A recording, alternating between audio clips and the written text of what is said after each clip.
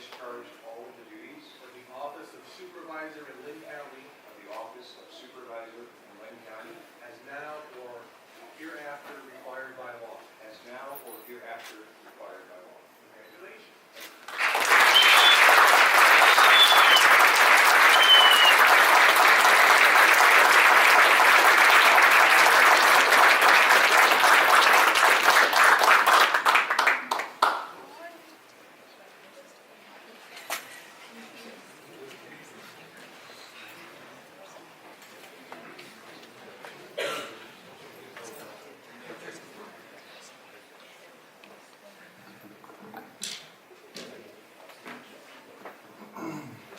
A Jew and a black and a Catholic walk into a boardroom, and then you have a quorum.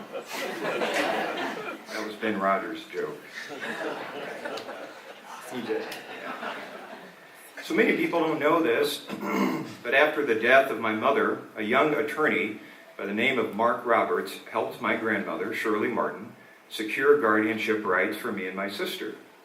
This prevented us from being parceled out by the state to the foster system.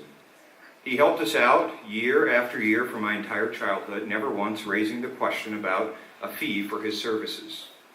Last year, I was asked by Chief Judge of the U.S. District Court, the Honorable Leonard T. Strand, to serve on the merit selection panel to select the next federal magistrate judge.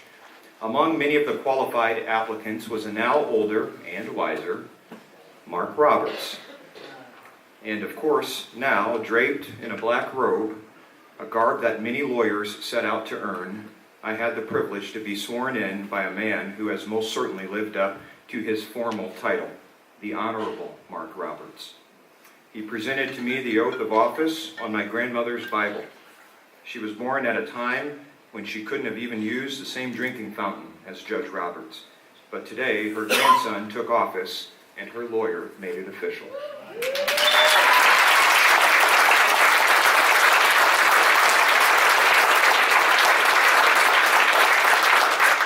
My thanks to all of you for making time to be here.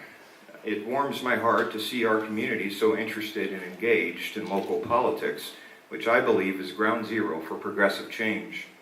It is not customary for any one supervisor to give remarks after being sworn into office, but I do believe deeply that I have a special obligation to the young folks here today. I trust my friends and colleagues will not see this as an exercise in vanity, but rather as a solemn responsibility. A good friend of mine told me to write down the names of people who really know who you are. That way, in times of trouble, you can access that list and call on your true friends. It's a small list, but it's an important one. Mine now has just 3 names, and I thought only 2 of them will be here today, but I see another one. My sister Simone, a paragon of faith and friendship, and my Aunt Charisse, the patron saint of all things good in this world. There are many other friends here, too many to name given our time restraints, but know that I appreciate you and I am grateful to you because no one makes it to elected office on their own. I want to get right to it. I will speak briefly about my thoughts for this coming year and our future together, but I also have a message for the coming generation of leaders. A diverse group of young people who care little about an individual's partisan affiliation and more about the strength of their character. They understand that our politics should be about helping people, solving problems, and bridging the divides, real or imagined, that impede progress. First, I say unto you, be brave. Be brave in this coming year and for all the days of your lives. Stare boldly into the face of your challenges. Believe in yourself. Believe in your abilities. Believe in your potential. This world is hard and often unforgiving.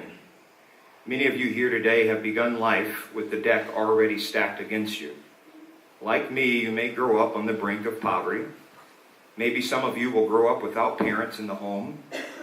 Some of you might find a world that is intolerant of your sexual orientation or the God that you pray to. But no matter how dark it gets, know that there are people in this world who care about you. They can be your light. and you're looking at one of them right now. Know that there are people you don't even know who are rooting for you, who are invested in your success.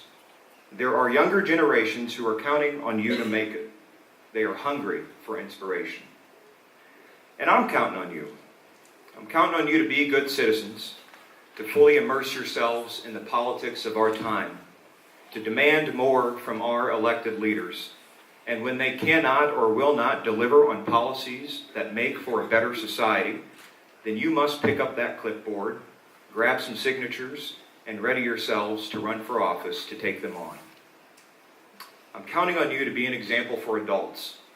Remind us of the value of radical forgiveness, a practice as old as the ancient scriptures that teaches us to stay rooted in love, to offer an olive branch to our opposition, to be compassionate leaders committed to the work of reconciliation and progressive change-making.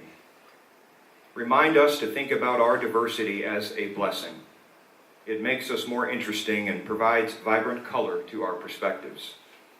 In a time where some would have this nation building walls to divide us, let us become an unshakable bridge that brings people together. So long as we've got air in our lungs and life in our hearts, we should endeavor to spread joy, to bring relief to those who need it the most, and to live our best lives by living out our truth. In a few moments, I will leave this podium and step behind a dais to begin my tenure as chair of the Linn County Board of Supervisors. Cities have councils that are led by mayors. Counties have boards that are led by chairpersons. And for the first time ever, young people of color in this county will be able to see themselves reflected in a chairperson who has promised never to forget them.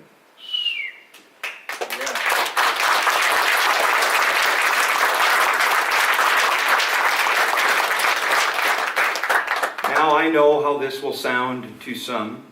I see them roll their eyes every time I go on a tear about the importance of implicit bias training or being intentional about elevating diverse perspectives. But these are the same people who have lived most of their lives voting for candidates who look just like they do. In fact, it is still rare for Americans in general to be represented by an ethnic minority. Even in our changing times, leaders of color are uncommon. We are a county well over 200,000 individuals. Out of 18 cities, 19 townships, and 8 unincorporated communities, only 5 racial or ethnic minorities hold elected office. Cedar Rapids City Councilman Dale Todd, Cedar Rapids School Board Directors Nancy Humbles and Raphael Jacobo, Marion Mayor Nicholas Abu-Asali, and myself. We are the second most populous county in the state with one of the highest shares of minorities, and we can literally count on one hand all of our elected leaders of color.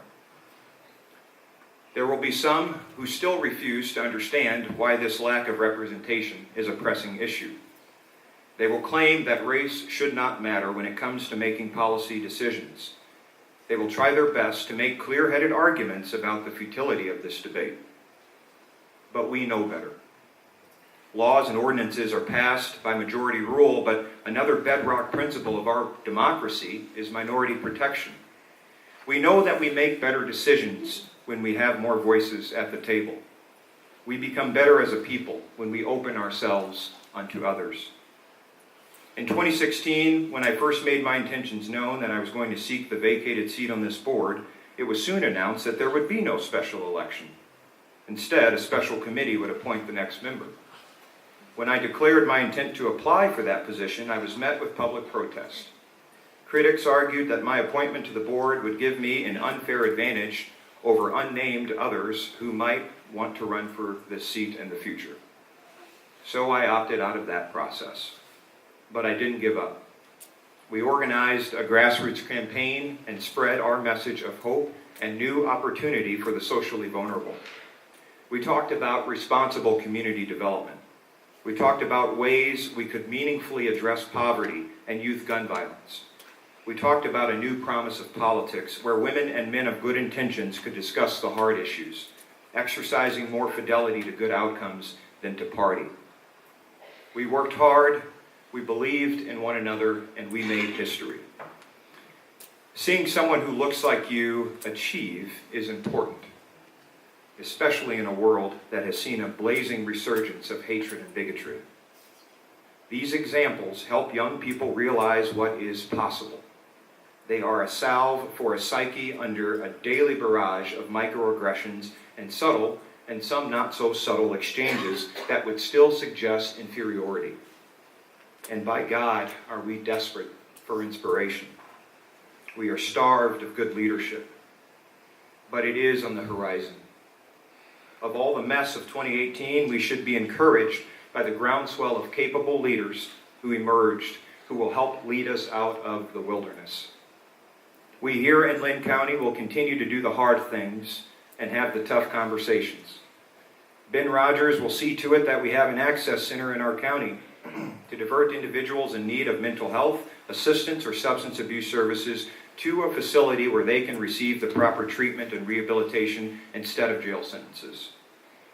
Brent Oleson will continue to champion our conservation efforts, protecting our land and precious waterways for future generations. And I will continue to investigate systemic causes of poverty and hardship, searching for ways to bring relief to vulnerable populations. We will give working people a hand up so that they too may enjoy a good life. We will work to bring healing and reconciliation. We will demonstrate that government can and should be one of the greatest enterprises for change. We will do our best, we will do good, and we will help the masses. Thank you so much.